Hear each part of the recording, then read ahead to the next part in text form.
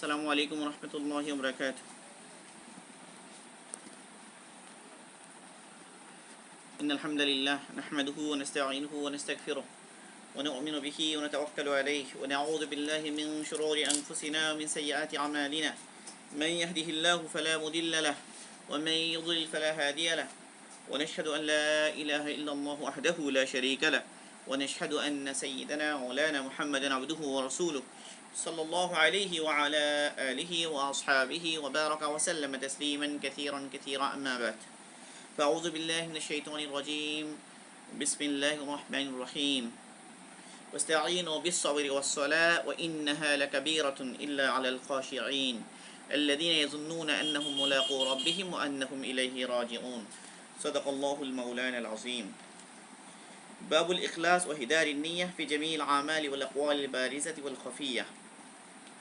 وعن أبي هريرة رضي الله تعالى عنه قال قال رسول الله صلى الله عليه وسلم صلاة الرجل في جماعة تزيد على صلاته في بيته وصلاته في سوقه بدعا وعشرين درجة، وذلك أن أحدهم إذا توضأ فأحسن الوضوء ثم أتى المسجد لا ينحزه إلا الصلاة لا يريد إلا الصلاة لم يخطو خطوة إلا رفع له بها درجة وحط عنه بها خطيئة حتى يدخل المسجد، فإذا دخل المسجد كان في الصلاة ما كانت الصلاة هي تحبسه، والملائكة يصلون على أحدكم ما دام في مجلسه الذي صلى فيه يقولون اللهم ارحمه اللهم اغفر له اللهم تب عليه ما لم يؤذي فيه ما لم يحدث فيه.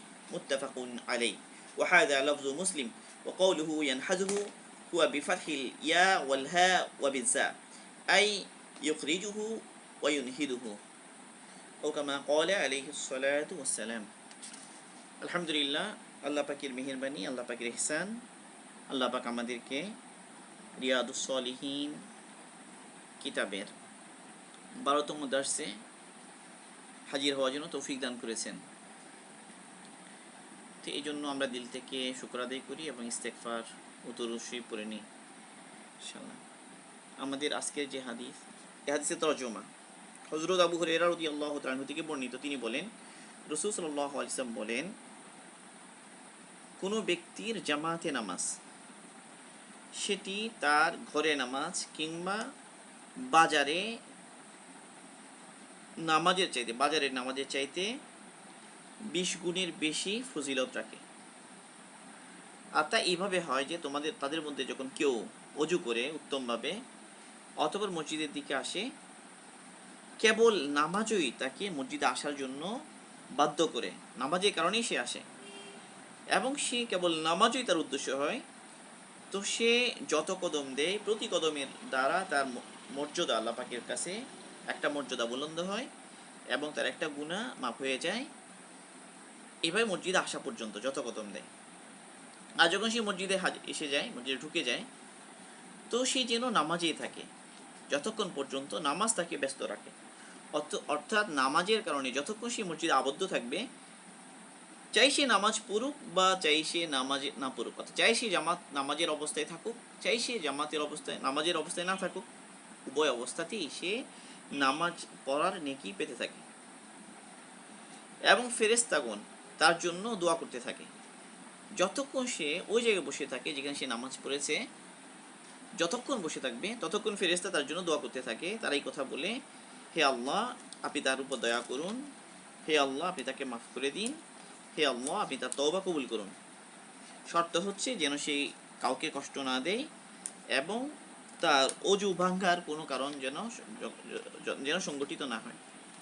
তো এই দুই শর্তে হাদিসটি বুখারী এবং মুসলিম দুই জায়গায় এসেছে। এখানে আমরা যে হাদিসটা পড়েছি এখানে, সেটা মুসলিম শরীফের লফজ অনুসারে, মানে মুসলিম শরীফে যেভাবে এসেছে সেভাবে। তো এই হলো মোটামুটি এই হাদিসটা। তো আজকে যেহেতু আবু হুরায়রা রাদিয়াল্লাহু তাআলা সম্পর্কে আমরা আগেই আলোচনা করেছি, তো আবু হুরায়রা রাদিয়াল্লাহু তাআলা সম্পর্কে আমরা আজকে খুব বেশি আলোচনা করব না, যেহেতু ওনার সম্পর্কে আগেই আমরা আলোচনা করেছি। তো আজকের এই হাদিসের মধ্যে শব্দগুলো একটু লক্ষণীয়। এক হলো যে এখানে বলা হচ্ছে যে সলাতু রাজুলি ফি জামাআতিন, এক ব্যক্তির জামাতে নামাজ। এখানে কিন্তু মসজিদে পড়লো না ঘরে পড়লো না বাজারে পড়লো এই কথাটা সরাসরি উল্লেখ নাই, কিন্তু পরবর্তী আলোচনা দ্বারা বোঝা যাচ্ছে যে এটা মসজিদে নামাজ, মসজিদে যে জামাতে নামাজ পড়ে সেটা। কারণ স্বাভাবিকভাবে জামাতে নামাজ এটা মসজিদে হয়। কিন্তু এখানে আরেকটা জিনিস এটা দ্বারা বোঝা যায়, সেটা কি, যে ঘরেও অনেকে নামাজ পড়তে পারে কেউ, বা বাজারেও কেউ হয়তো নামাজ পড়তে পারে। মানে ঘরে নামাজ পড়ারও এক ধরনের একটা অবকাশ থাকে, বা বাজারেও নামাজ পড়ার এক ধরনের একটা অবকাশ থাকে। এই অবকাশের কারণে কখনো কখনো হয়তো ঘরেও নামাজ পড়ে, হয়তো বাজারেও সে নামাজ পড়ে। মানে যদি তার এই ধরনের কোনো মশগুলিয়ত থাকে, ওই ধরনের কোনো ব্যস্ততা থাকে, ওই ধরনের কোনো ওজোর থাকে তখন। কিন্তু এই নামাজ যেটা সে একা পড়লো, এখন ঘরে এবং মসজিদে পড়া, এটা দ্বারা কি উদ্দেশ্য, সে একা পড়া না জামাতে পড়ার উদ্দেশ্য? এখানে আরেকটা প্রশ্ন আসবে। এখানে ঘরে পড়েছে কি জামাতের সাথে, বা বাজারে পড়েছে কি জামাতের সাথে? ব্যাপারটা কি এমন যে ঘরে যখন জামাতে পড়ে তার তুলনায় মসজিদে যখন জামাতে নামাজ পড়ে তখন 20-এর অধিক, 20 গুণের অধিক। আসলে অন্য দুই হাদিসে এসেছে, কোনো হাদিসে এসেছে যে 25 গুণ বেশি, কোথাও এসেছে 27 গুণ বেশি। তো এটা কি জামাতে পড়লেও ঘরে এবং মসজিদের জন্য এই ফজিলতটা এটা, অথবা সেটা কি জামাতের ফজিলত? ঘরে বা বাজারে সাধারণত মানুষ একাই নামাজ পড়ে, জামাতে পড়ে না, আর মসজিদে পড়লে জামাতেই পড়ে। এই কারণে মসজিদের ক্ষেত্রে জামাতের উল্লেখ আছে এবং সেই শব্দ দ্বারা বোঝা যাচ্ছে যেটা মসজিদে জামাতে নামাজ। আর ঘরে ক্ষেত্রে জামাত শব্দের উল্লেখ নাই, বরং আছে এতটুকু যে আলা সলাতিহি ফি বাইতি ওয়া সলাতিহি ফি সুকি। তো বলার বর্ণনা ভঙ্গি দ্বারা বোঝা যাচ্ছে ঘরে এবং বাজারে যে নামাজ পড়ে সেটা একা নামাজ, আর মসজিদে যেটা পড়ছে সেটা জামাতে নামাজ। তো মসজিদে জামাতের সাথে যখন পড়ে তার ফজিলতটা বেড়ে যায়, এতটুকু বোঝা যাচ্ছে। এখন এই ফজিলতগুলো কেন, এত বেশি ফজিলত কেন পাচ্ছে সে, এটার কারণ রাসূল সাল্লাল্লাহু আলাইহি ওয়াসাল্লাম পরবর্তী বাক্যগুলো দ্বারা উল্লেখ করেছেন, বোঝানোর চেষ্টা করেছেন।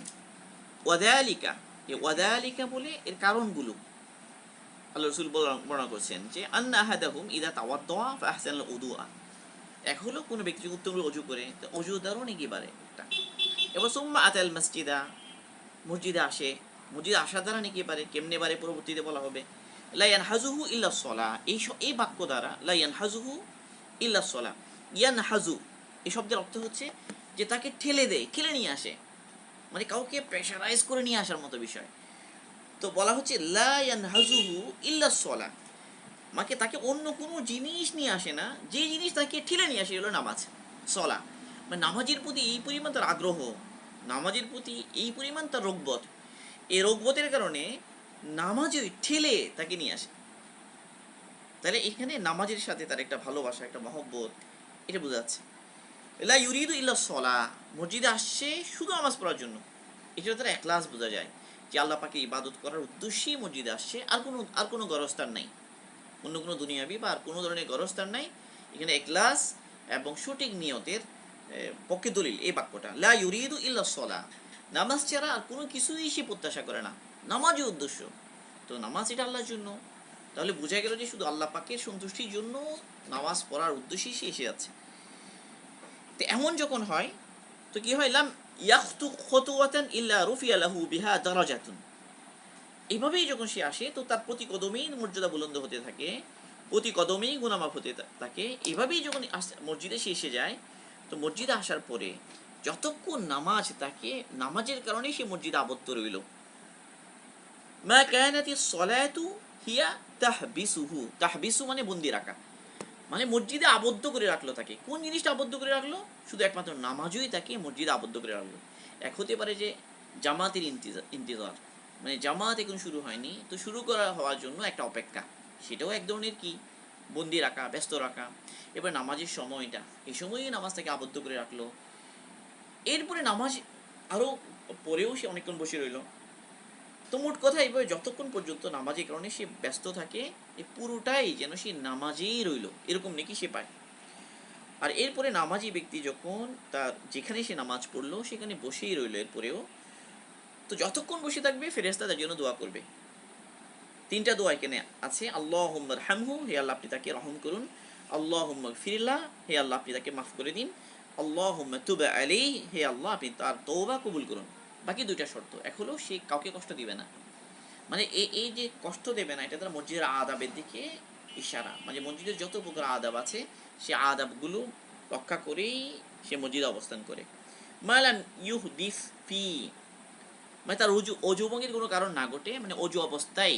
তাই বোঝা গেল যে এই নেকি পরবর্তীতেও ফেরেশতা দিয়ে দোয়া পাওয়ার জন্য একটা শর্ত হলো অজুর হালতে থাকতে হবে এবং এমন কোনো কাজ করবে না যেটা তার অন্যের কষ্ট হয়। তো অন্যের কষ্ট হয় কখন? যখন মানুষ মসজিদের আদাবের দিকে লক্ষ্য করে না, আদাবের খেলাপ কোনো কিছু করে, তখন কি হয়? তখন অন্যের কষ্ট হতে থাকে, অন্যের অসুবিধা হতে থাকে।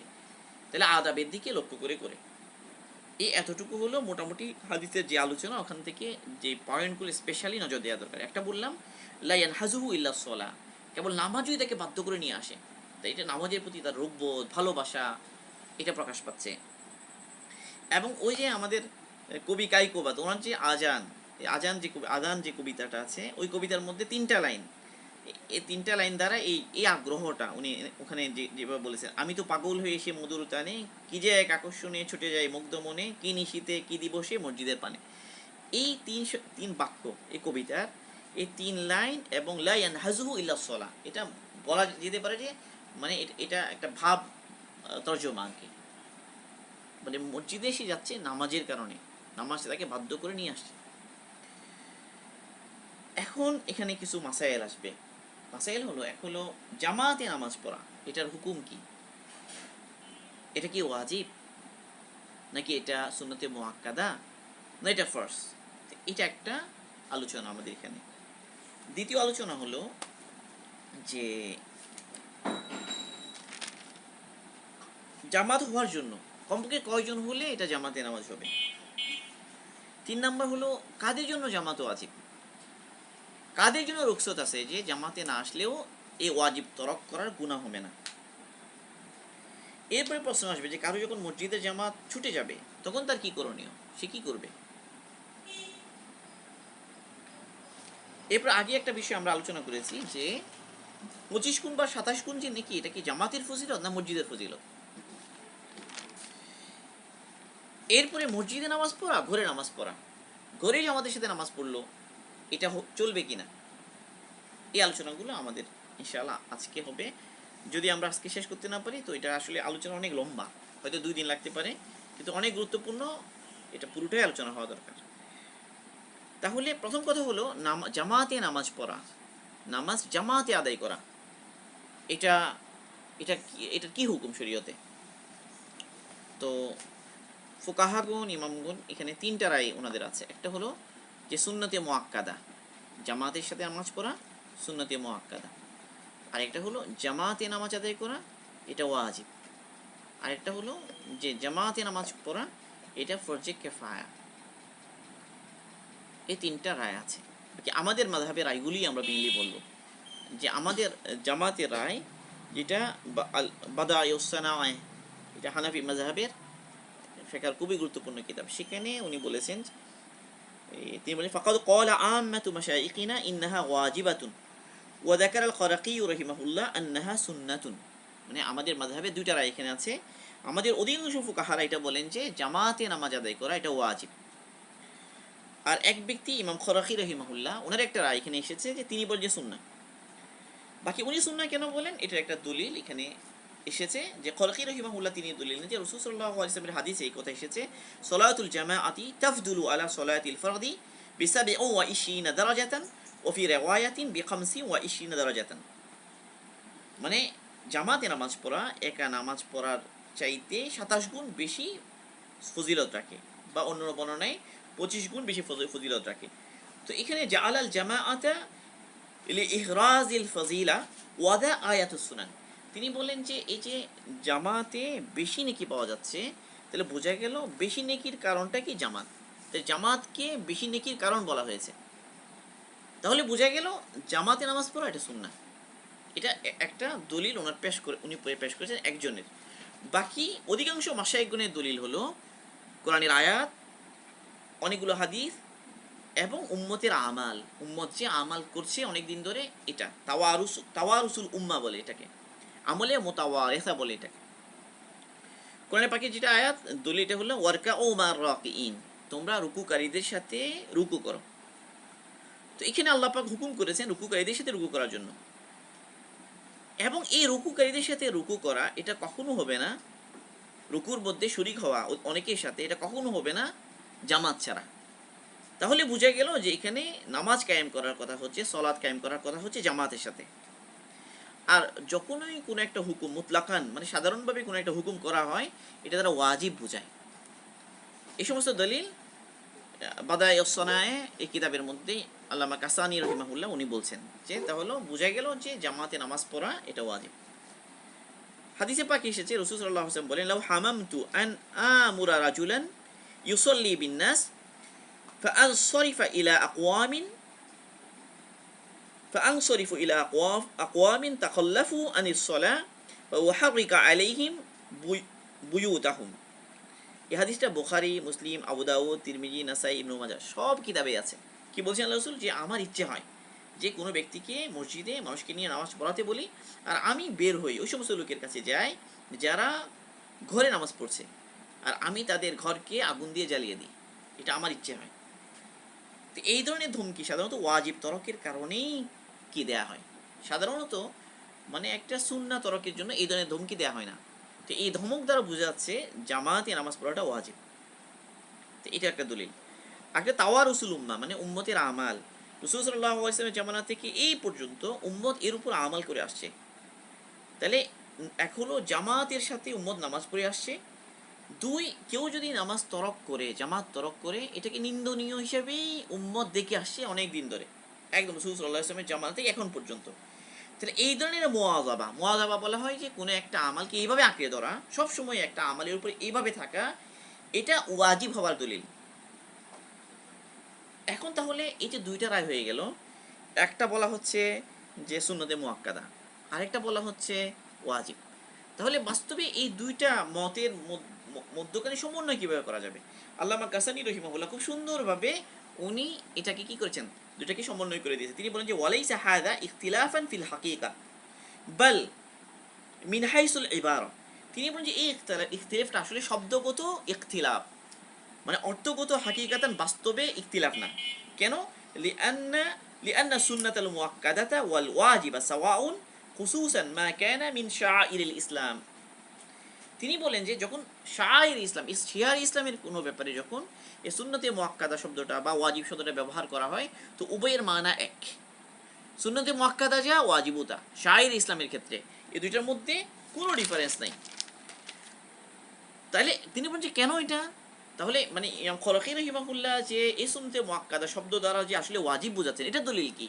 তিনি এটা দলিল দিচ্ছেন, আলা তারা আন্নাল খলকিয়া সাম্মাহা সুন্নাতান সুম্মা ফাসসারাহা বিল ওয়াজিব ফাকালা আল জামাআতু সুন্নাতুন লা ইউরাক্কাসু লিআহাদিন আত-তাআখুর আনহা ইল্লা লিউযরিন ওয়া হুয়া তাফসীরুল ওয়াজিব ইনদাল আম্মা। ইমাম খলফি বলে আপনারা কি দেখছেন না, ইমাম খলফি রাহিমাহুল্লাহ এটাকে সুন্নত বলেছেন, অথচ এটার ব্যাখ্যা করেছেন ওয়াজিব দিয়ে।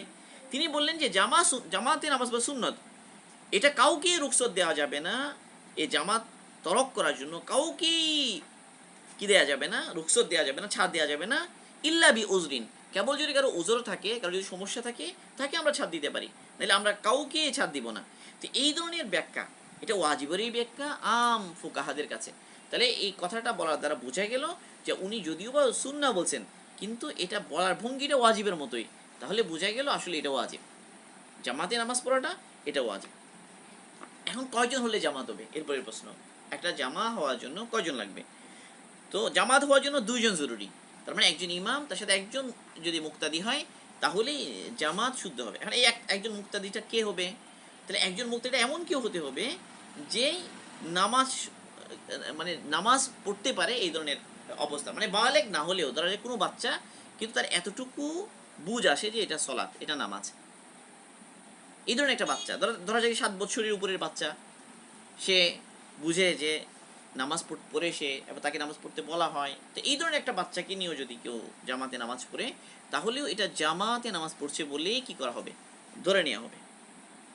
অনুভূতি সম্পন্ন বাচ্চা, যে নামাজের ফরজিয়ত বুঝে, নামাজের গুরুত্ব বুঝে, এরকম একটা বাচ্চা যদি তাকে নিয়েও জামাতে নামাজ পড়া হয়, তাও জামাতে নামাজ পড়া হচ্ছে বলে ধরে নেওয়া হবে। এ ধরে নেওয়া হবে মানা কি, যে এইভাবে যদি নামাজ পড়ে তাহলে এই যে জামাতে নামাজ পড়া ওয়াজিব, এই ওয়াজিবটা আদায় হয়ে যাবে। কারণ আল্লাহ রাসূল বলেছেন যে আল ইসনানু ফামা ফাওকাহুমা জামাআতুন, রাসূল বলেছেন দুইজন যদি হয়ে যায় এবং এর উপরে, তাহলে সেটাকে জামাত হিসেবে ধরা হবে। এখন জামাতে নামাজ পড়া কার কার উপরে ওয়াজিব? বলছে আকেল, বালেক, স্বাধীন পুরুষ, কোনো ওজর নাই, কোনো ওজর ছাড়াই মসজিদে হাজির হতে সক্ষম, জামাতে হাজির হতে সক্ষম এরকম ব্যক্তি, এরকম সুস্থ ব্যক্তি, এদের সবার উপরেই জামাতে নামাজ পড়াটা ওয়াজিব। তাহলে বাদ গেল কি নারী, বাচ্চা, গোলাম, পাগল, এবং কারো হয়তো হাত পা কাটা, বা এত বেশি বৃদ্ধ যে মসজিদে আসলে তার কষ্ট হয়ে যায়, এবং অসুস্থ ব্যক্তি যার মসজিদে আসতে তার কষ্ট হচ্ছে, এরকম যারা, তাদের উপর ওয়াজিব নয়। অন্ধ ব্যক্তি যদি কোনো সহযোগী পায় তো তখন আসা ওয়াজিব, যদি সহযোগী না পেয়ে থাকে তখন ওয়াজিব নয়। আচ্ছা, এটা অন্য বিষয়। এই হলো মোটামুটি। এখন কথা হলো, কারো যদি মসজিদে জামাত ছুটে যায়, এখন সে কী করবে? মানে মসজিদে জামাতে নামাজ পড়াটা ওয়াজিব ছিল, নিজের মসজিদে যে মুহূর্তে জামাতে অনুষ্ঠিত হচ্ছে নামাজ, সেই সময়ে গিয়ে জামাতে নামাজ পড়াটা তার উপর ওয়াজিব ছিল। এখন কোনো কারণে জামাত ছুটে গেলাম, সে কী করবে? সে কি অন্য কোনো মসজিদে যাবে? তো এটার উত্তরে ফুকাহাগণ বলেছেন যে না, অন্য আরেকটা মসজিদে গিয়ে এই জামাত আবার ধরা, এটা তার জন্য কি নয়, ওয়াজিব নয়। তবে যদি সে ধরে অন্য কোনো একটা মসজিদে আশপাশে, সেখানে গেলেও জামাত পাবে, এটা যদি তার জানা থাকে, যদি সেখানে গিয়ে জামাতে নামাজ পড়ে সেটা উত্তম, সেটা খুব ভালো, কিন্তু এটা ওয়াজিব নয়, যেহেতু তার ছুটে গিয়েছে। হাসান বসরি রহিমাহুল্লাহ তিনি বলতেন যে সাহাবাদের আমল, সাহাবা রাদিয়াল্লাহু আনহুম, তাদের অবস্থা ছিল এমন যে কোনো ব্যক্তি যদি জামাত ছুটে যেত, তারা হয়তো কি করতে, তাদের কেউ মসজিদে ঢুকেই একা নামাজ পড়ে ফেলতেন, অথবা তারা মানে জামাতের অপেক্ষা করতেন আর দু একজন মিলে জামাতে নামাজ পড়তেন, বা এরকম আর কি, যেমন জামাতে। এখন উভয় দিকে দুইটা সমস্যা। এক হলো মসজিদের হুরমত বা মসজিদের সম্মান দাবি করে যে মসজিদে একাধিক জামাত না হোক, একটাই হোক। একটা হলে কি হবে, প্রথম জামাতের কদর থাকবে, সবাই সে মসজিদে ওই সময়ই হাজির হবে। আর যদি বারবার জামাত করার সুযোগ থাকে, তো প্রথম যে জামাত এটা দুর্বল হয়ে যাবে। তাহলে মসজিদের হক হলো যে জামাত একটা হোক, পরে আর না হোক। আবার জামাতের ফজিলত এমন যে জামাতের ফজিলত লাভ করা চাই। তাহলে এখন যদি কেউ কোনো ব্যক্তি যে জামাতের ফজিলত লাভ করার জন্য মসজিদে এসে আবার জামাত তৈরি করে, তাহলে জামাতের নেকি তো সে পেল, তো মসজিদের যে সম্মান এটা বাকি রইল না। আর যদি উল্টা হয় যে মসজিদের সম্মান দেখার জন্য যদি সে কি করে জামাতে নামাজ পড়লো না, তো মসজিদের সম্মান তো বাকি রইল, কিন্তু জামাতের ফজিলতটা ছুটে গেল। তো এরকমই যখন ব্যাপারটা, তো এখন দুই দিকেই উজর। ফাইদা তাআজ্জাল আল জামউ বাইনাহুমা মা লা ইলা আইয়িহিমা শা, এটা হচ্ছে আল্লামা কাসারি রহিমাহুল্লাহ তিনি বলেন যে যখন এই দুইটাই কি দেখা গেল কি দুইটা উজর জমা হয়ে যাচ্ছে, একটা হলে একটা হয় না, একটা হলে একটা হয় না, তো যে কোনো একটা সে যেটা চায় করে ফেলতে পারে। তো ইমাম কুদুরি রহিমাহুল্লাহ তিনি বলেন যে জামাত ছুটে গেলে, মানে উনি যেটা করতেন, জামাত ছুটে গেলে ঘরে গিয়ে পরিবার বর্গকে সাথে নিয়ে জামাতে নামাজ পড়তেন। আসলে এটা আল্লাহ রসুল সাল্লাল্লাহু আলাইহি ওয়াসাল্লাম একদিনের আমাল। রসুল সাল্লাল্লাহু আলাইহি ওয়াসাল্লাম একদিন মদিনা থেকে বাইরে গিয়েছেন, হয়তো এক এলাকায় একটা ঝগড়া মীমাংসা করার জন্য। তো তিনি যখন ফিরলেন, ফিরতে ফিরতে এদিকে জামাত শেষ হয়ে গেল, মানুষ জামাতে নামাজ পড়ে ঘরে চলে গেল। রসুল এসে কী করলেন, ঘরে গেলেন, ঘরে গিয়ে নিজের পরিবার বর্গকে ডাকলেন, ডেকে তাদেরকে নিয়ে সাথে জামাতে নামাজ আদায় করলেন। তো তাহলে এইটা আমার যখন ছুটে যাবে, এই ধরনের একটা সুযোগ আছে যে আমি ঘরে গিয়ে ঘরওয়ালাদেরকে নিয়েও কি জামাতে নামাজ পড়তে পারি। এটা একটা। আরেকটা বিষয় যেটা, যে 25 গুণ যে ফজিলত বা 27 গুণ যে নেকি, এটা কি জামাতের ফজিলত নাকি মসজিদের ফজিলত, এই বিষয়টা একটু আলোচনা। তাহলে এই বিষয়টা আল্লামা ইবনে আবেদিন শামী রাহিমাহুল্লাহ তিনি হাশিয়াত ইবনে আবেদিন শামীর মধ্যে আলোচনা করেছেন। তো ওখানে তিনি বলেছেন যে আল জামাআতু সুন্নাতু মুআক্কাদাতুন লিররিজাল ফি মসজিদিন আও গায়রিহি قال في القنية واختلف العلماء في إقامتها في البيت والأصح أنها كإقامتها في المسجد إلا في الأفضلية। তিনি বলেন যে জামাতে নামাজ পড়া এটা পুরুষের জন্য সুন্নাতে মুআক্কাদা, যে মসজিদে হোক বা মসজিদের বাইরে কোথাও হোক, মসজিদে আদায় করলেও বা বাইরে আদায় করলেও এই সুন্নাতে মুআক্কাদা যেটা, আসলে এটা ওয়াজিবের মানা, এটা আমরা আগেই বলেছি, এটা আদায় হয়ে যাবে। কনি আর একটা কিতাব আছে, সেখানে এসেছে যে ওয়াক্তালাফাল উলামাউ ফি ইকামাতিহা ফিল বাইত, ঘরের মধ্যে জামাত কায়েম করা, এটার ব্যাপারে ইখতিলাফ আছে, কেউ এটাকে সমর্থন করেন, কেউ সমর্থন করেন না। কিন্তু আল্লামা ইবনে আবিদিন শামী রাহিমাহুল্লাহ তিনি বলছেন ওয়াল আসাহু আন্নাহা কা ইকামাতিহা ফিল মসজিদ ইল্লা ফিল আফজালিয়া। আল্লামা ইবনে আবিদিন শামী রাহিমাহুল্লাহ তিনি বলছেন যে আসলে সঠিক কথা হলো, সহিহ রিওয়ায়াত হলো ঘরেও এটাকে জামাত কায়েম করা এটা জায়েজ অবস্থার সাথে, কিন্তু মসজিদে যে ফজিলত এটা পাওয়া যাবে না।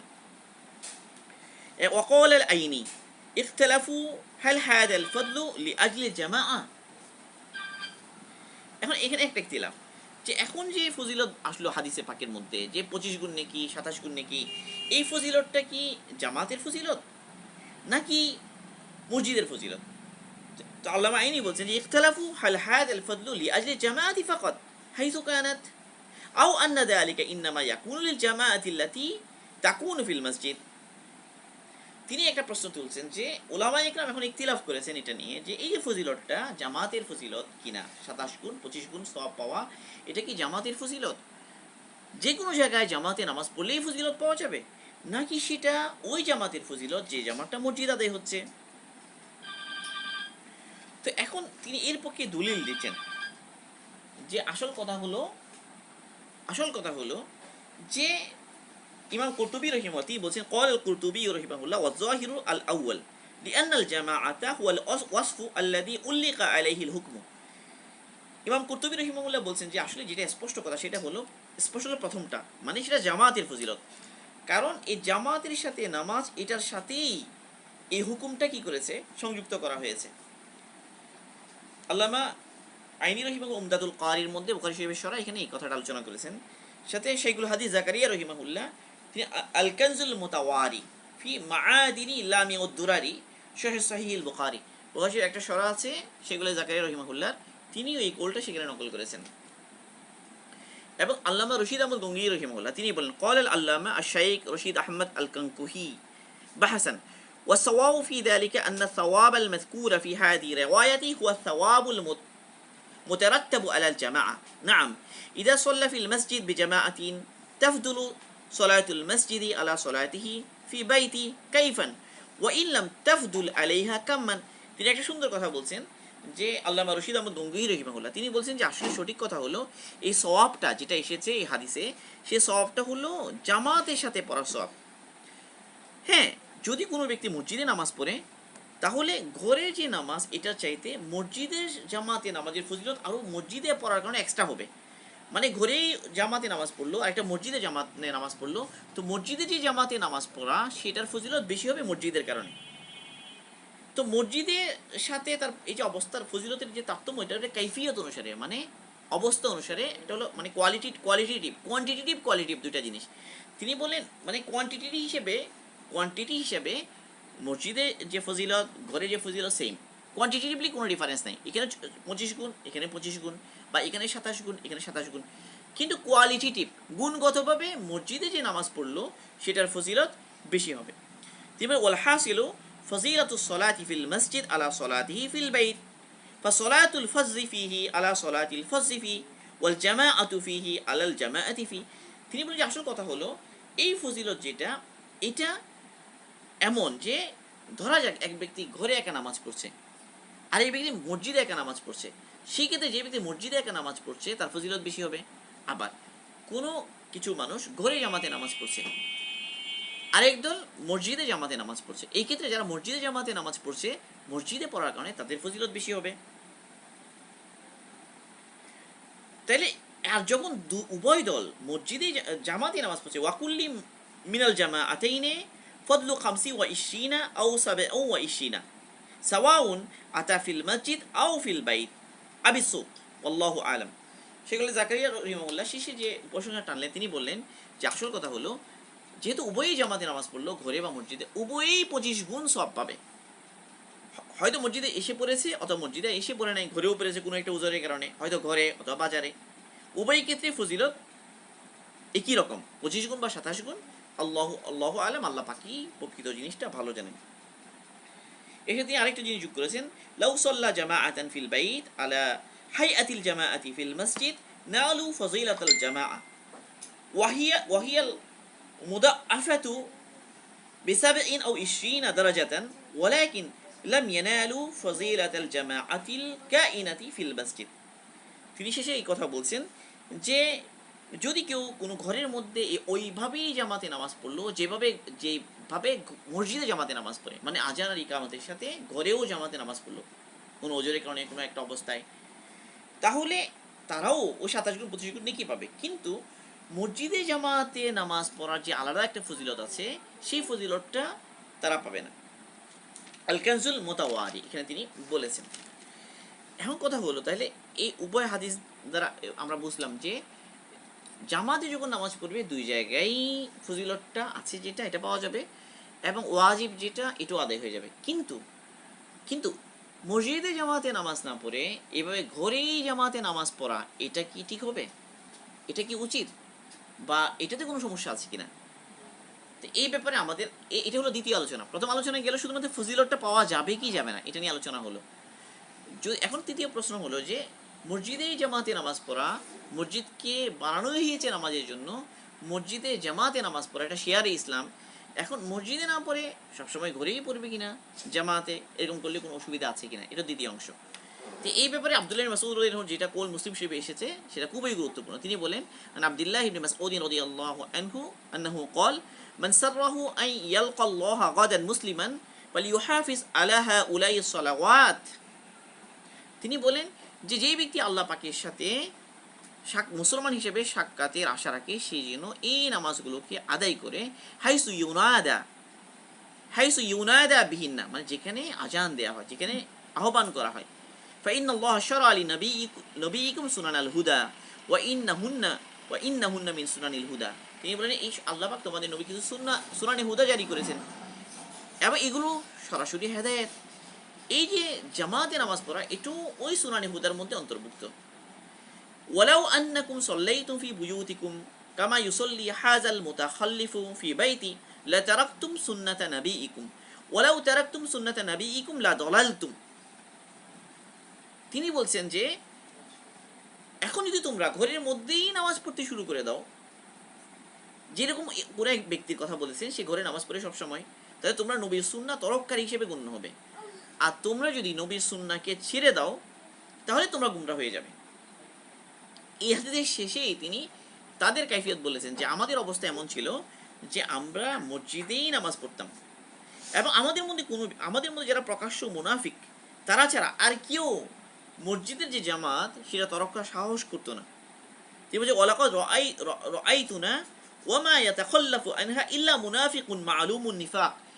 যেই ব্যক্তি মুনাফিক সরাসরি, এবং তার যারা নেফাক এটা সবাই জানে, এরকম ব্যক্তি ছাড়া অন্যরা কেউ জামাতে যে নামাজ এটা তরক করার সাহস করতো না। এমনকি কোনো ব্যক্তি অসুস্থ, দুইজনের কাঁধে ভর দিয়ে হলেও মসজিদে আসতে পারতো, তাকেও জামাতে দাঁড় করিয়ে দেওয়া হতো।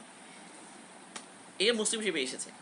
আল্লামা ইবনুল কাইয়িম রাহিমাহুল্লাহ এই জিনিস আরও গুরুত্ব দিয়ে বলছে। তিনি বলছেন ওয়ামান তাআম্মালা সুন্নাতা হাক্কাত তাআম্মুলি তাবায়্যানা লাহু আন্না ফি'লা সলাতি বিল মাসাজিদ ফরজুন আলাল আয়ান ইল্লা বিআরিজিন ইয়াজুজু মা'হু তারকুল জামাআ ওয়াল জুমআ فترك حضور المسجد بغير عذر كترك أصل الجماعة لغير عذر وبهذا تتفق جميع الأحاديث والآثار।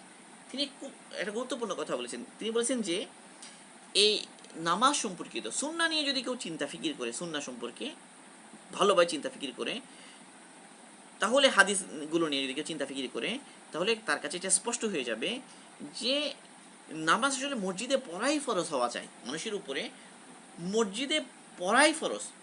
বাকি কিছু সমস্যা এমন আছে, কিছু অবস্থা এমন আছে, কিছু ওজর এমন আছে যে ওজরের কারণে জুমা এবং জামাত তরক করার অনুমতি আছে ওই ওজরগুলো পাওয়া গেলে।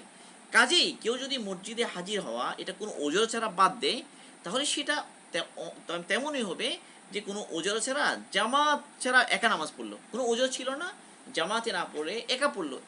এটার কারণে জামাত তরক করাটা যেমন সমস্যা, ওয়াজিব তরক হয়ে গেল, একইভাবে কোনো ওজর ছাড়া মসজিদে না আসা এইটাও ঠিক একই রকমই হয়ে গেল। তাহলে এই সব কথার খোলাসা কি যে মসজিদে এসে নামাজ পড়া এটা অনেক গুরুত্ব, এবং অনেক ফাজাইল বারবার এসেছে যে আরশের ছায়া দেওয়া হবে, 7 ব্যক্তিকে আরশের ছায়াতলে স্থান দেওয়া হবে কিয়ামতের ময়দানে। সাবআতুন ইউযিল্লুহুমুল্লাহু ফি যিল্লিহি ইয়াওমা লা যিল্লা ইল্লা যিল্লুহু। এই হাদিসের মধ্যে 3 নম্বরে উল্লেখ আছে রাজুলুন কলবুহু মুআল্লাকুম ফিল মাসাজিদ, মুআল্লাকুন ফিল মাসাজিদ। এর মধ্যে এক ব্যক্তি ওই ব্যক্তি যার অন্তর মসজিদের সাথে সংলগ্ন, মসজিদের সাথে লাগানো থাকে। তাহলে মসজিদের অনেক গুরুত্ব, মসজিদে পড়া। এখন কোন ওজর ছাড়া, কোন ওজর থাকলে জামাত তরক করতে পারবে, এমন কি ওজর আছে যেটার কারণে জামাত তরক করতে পারবে, এই জিনিসটাও একটু স্পষ্ট হওয়া দরকার। عن ابن عباس رضي الله عنهما قال قال رسول الله صلى الله عليه وسلم من سمع المنادي فلم يمنعه من اتباعه عذر قالوا وما العذر قال خوف أو مرض لم تقبل منه الصلاة التي صلى। আব্দুল্লাহ ইবনে আব্বাস রাদিয়াল্লাহু আনহু রাসূল সাল্লাল্লাহু আলাইহি ওয়াসাল্লামের হাদিস নকল করেন যে যে ব্যক্তি মুয়াজ্জিনের আযান শুনেছে এবং এমন কোনো ওজর তার নাই যে ওজরটা তাকে মসজিদে এসে মুয়াজ্জিনের ডাকে সাড়া দেওয়ার পথে বাধা দেয়, এমন কোনো ওজর তার নাই, তাহলে তার ওই নামাজ যেটা পড়েছে সেটা কবুল হবে না। এবার প্রশ্ন করা হলো ওয়ামাল ওজর, ওজর কি? তো আল্লাহ রাসূল জবাব দিলেন আল খাউফুন আও মারাদুন, একটা অসুস্থতা, একটা হলো ভয়। তাহলে ভয় ভীতির কারণেও জামাত মসজিদে আসা এটা তরক করা কি আছে, জায়েজ আছে। কিন্তু এই খৌফ যেটা, ভয় যেটা, এটা বাস্তবসম্মত ভয় হতে হবে। যদি আসলেই বাস্তবসম্মত একটা ভয়ের কারণ থাকে, পাওয়া যায়, তাহলে এই ধরনের ভয়ের কারণে জামাত তরক করার রুখসত রয়ে গেছে।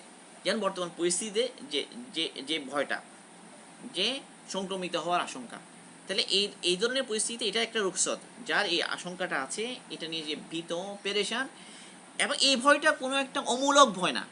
অনেকেই কিন্তু এখানে একটা মুশকিল, যে কেউ কেউ বলছেন যে এটা হলো এক ধরনের ওয়াহাম বা ওয়াসওয়াসা, যে অমূলক একটা ভয়, অহেতুক ভয় পাচ্ছে, এটা ভয় পাওয়ার কোনো ব্যাপারই না, এরকম মনে করছে।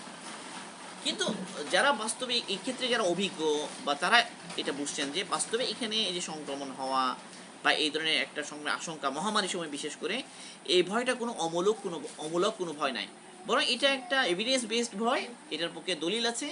তো এটার কারণে এই রুখসতটা রয়ে গেছে, এই রুখসতটা আছে। তাহলে এই ধরনের রুখসতের কারণে যদি পড়ে, তাহলে সে গুনাহগার হবে না।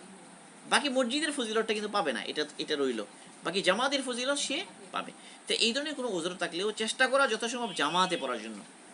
এখন জামাতে পড়ার জন্য যদি পারা না যায়, অনেক সময় ওজর এমন হয়, যেমন আমাদের ডাক্তারদের জন্য যারা সরাসরি যারা করোনাতে এখন ডিউটি করছে, যাদেরকে রুগী দেখতে হচ্ছে ওখানে, মানে এমন একটা অবস্থা, তো তাদের ওজরটা তো কি, মানে জাস্টিফাইড একটা ওজর। তো এই কারণে তারা যদি ওখানে একা পড়ে নেয় বা যেভাবে কীভাবে পড়তে হবে মাসালা আমি এখানে বলছি না এখানে, তো তো সেই ক্ষেত্রে তো আর ওজর কিছু করার নেই। কিন্তু ওজর যখন থাকে না, সবসময় চেষ্টা করা যে মসজিদে এসে জামাতে নামাজ পড়া, মসজিদে এসে, তো এটার অনেক বেশি গুরুত্ব। তো এই জন্য আল্লাহ পাক আমাদের সবাইকে মসজিদে এসে জামাত পড়া, এটার গুরুত্ব বোঝার তৌফিক দান করুন। কোনো ব্যক্তি যদি এখন কোনো ওজর নাই, এই অবস্থায় ঘরে নামাজ পড়তে অভ্যস্ত হয়ে যায়, ঘরে তার পরিবারবর্গ বা যে কাউকে নিয়ে যে কোনো একটা এলাকায় সে মসজিদ বাদ দিয়ে অন্য জায়গায় যদি অভ্যাস বানিয়ে ফেলে যে জামাতে নামাজ পড়ার জন্য, তাহলে এই অভ্যাস বানানোটা এটা ঠিক হবে কিনা। ইমাম হালওয়ানি রহিমাহুল্লাহ, তাকে জিজ্ঞাসা করা হয়েছিল ওয়াসুইল আল হালওয়ানি আম্মান ইয়াজমাউ বিআহলিহি আহিয়ানান হাল ইয়ানালু সওয়াব আল জামাআ ফাকালা লা ওয়া ইয়াকুনু বিদআতান ওয়া মাকরুহান বিলা উযরিন। তিনি বলেন যে কোনো ব্যক্তি ওজর ছাড়া যদি তার পরিবার বর্গকে জমা করে সেই জামাতে নামাজ পড়তে অভ্যস্ত এরকম হয়ে যায়, এটা জায়েজ হবে কিনা, সে সওয়াব পাবে কিনা জামাতে। তিনি বলছেন যে না, সে সওয়াব পাবে না, এবং সেটা কি হবে, বেদাত হবে, মাকরুহ হবে কোনো ওজর ছাড়া যদি করে থাকে। এটা ফতুল কাদিরের মধ্যে এসেছে যে, এবং অন্য জায়গায় এসেছে যে আল্লাহ ইবনে শামি বলেছেন ফাইদা তারাকাহাল কুল্লা মাকরাতান বিলা উযরিন আসামু ফাতাআম্মাল। তুমি ভালো করে চিন্তা করে দেখো, যদি কোনো ওজর ছাড়া যদি এইভাবে সব নামাজ ঘরে বা জামাত ঘরেই একা বা জামাতে পড়তে অভ্যস্ত হয়ে যায়, এবং মসজিদের যে জামাতে যদি তরক করতে অভ্যস্ত হয়ে যায়, তো এটার জন্য কোনো ওজর ছাড়া যদি করে থাকে সে গুনাহগার হবে। এবং তুমি এটা খুব ভালো করে চিন্তা করো, মানে গুনাহগার হওয়ার কারণটা কি এটা চিন্তা করো। তো এখন কথা হলো, তাহলে যেখানে কোনো ওজর নাই, এই অবস্থায় সবসময় চেষ্টা করা মসজিদে এসে জামাতে নামাজ পড়ার জন্য, এবং নিজেও এটাতে অভ্যস্ত হওয়া, অন্যদেরকে অভ্যস্ত করানোর জন্য চেষ্টা করা, এবং জামাতকে কায়েম করা, নামাজ কায়েম করা, এটা খুব জরুরি। এবং এটা শেয়ারই ইসলাম, এটা তো ইসলামের সৌন্দর্য প্রকাশ পায়, ইসলামের শ্রেষ্ঠত্ব প্রকাশ পায়। আল্লাহ পাক আমাদের সবাইকে আল্লাহ পাকের বিধানের উপরে মজবুতভাবে ওঠার তৌফিক দান করুন। সুবহানাল্লাহি ওয়া বিহামদিহি সুবহানাকাল্লাহুম্মা বিহামদিকা আশহাদু আল্লা ইলাহা ইল্লা আনতা আস্তাগফিরুকা ওয়া আতুবু ইলাইক।